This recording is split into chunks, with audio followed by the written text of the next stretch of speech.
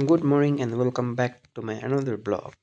आज चाहिँ म बिहान उठेर गान्तोक जानुतिर रेडी हुँदैछु, किनभने भोलि चाहिँ स्पाइस बोटको बायर सेयर्स मिट छ गान्तोक होटल ट्रेन्स राङ्कामा। त्यही भएर बिहान उठेर गान्तोक जानुतिर बाइकहरू रेडी गर्न थालेँ। बाइकहरू पुसपास गरेँ, लिभहरू गरेँ, स्टार्टमा निकै बेर राखेँ। स्टार्टमा राखेर बाइकहरू पुस्नु थालेँ।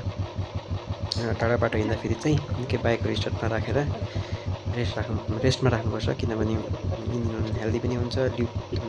जाडो महिनामा इन्जिन तताउनु पनि पर्छ, किनभने मोबिल इन्जिनबाट जामेको हुन्छ। दिन पनि निकै चिसो थियो, त्यही भएर लुगाहरू पनि बाक्लो बाक्लो लगाएँ, सबै किट्सहरू लगाएँ। बेलुका खाना खाएको थिइनँ, त्यही भएर खाजा पनि खाएँ। फिस राइस माछा फ्राई गरेको थिएँ। आमालाई खाना बनाउन लगाएर तातो भातसँग बेलुकाको फिस राइस खाएर खाएर चाहिँ घरबाट निस्केँ।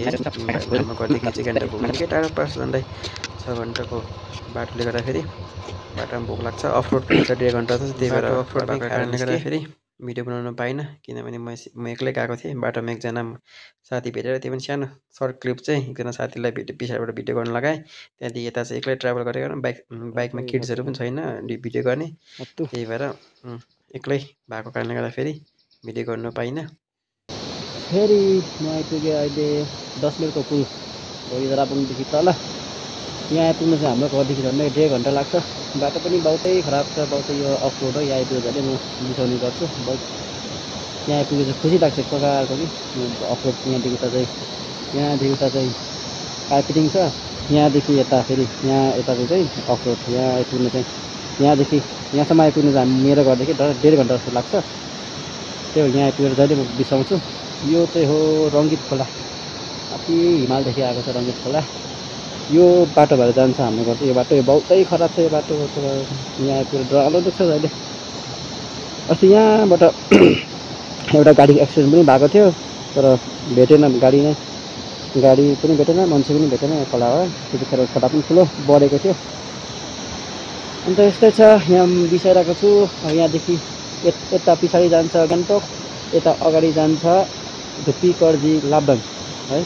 म जान्छु गान्तोक। भोलि स्पाइस बोटको बायर सेलर्स मिट छ, अन्त प्रोडक्टहरू जाँदैछु। सिट प्रोडक्ट लिएर जान्छु।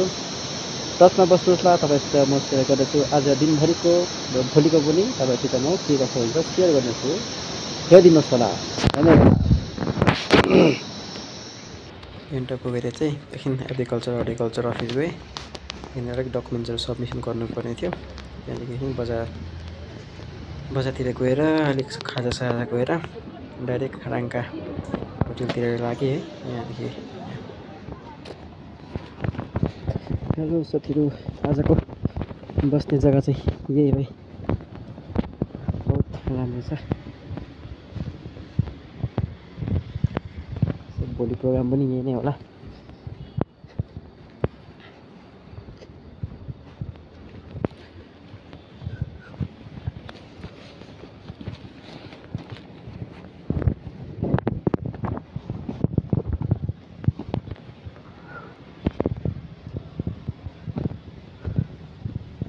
हात बाउरे जस्तो भयो त हौ।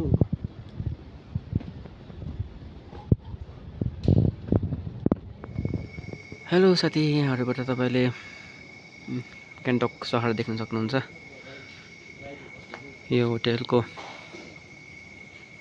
डिनर लन्च गर्ने जग्गा।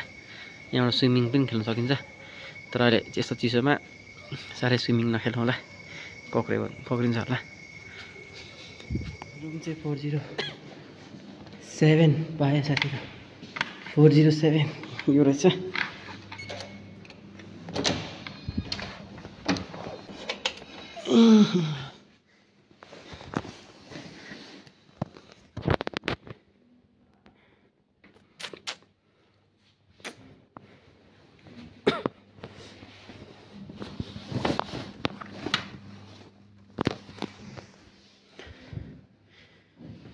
रुम यस्तो छ साथीहरू।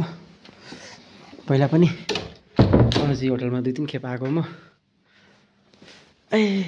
हत्तु आजको आउटफिट भालु जस्तो देख्यो, भालु जस्तै टाढोबाट ट्राभल गरेर आएर होला। पेट लागेको छ।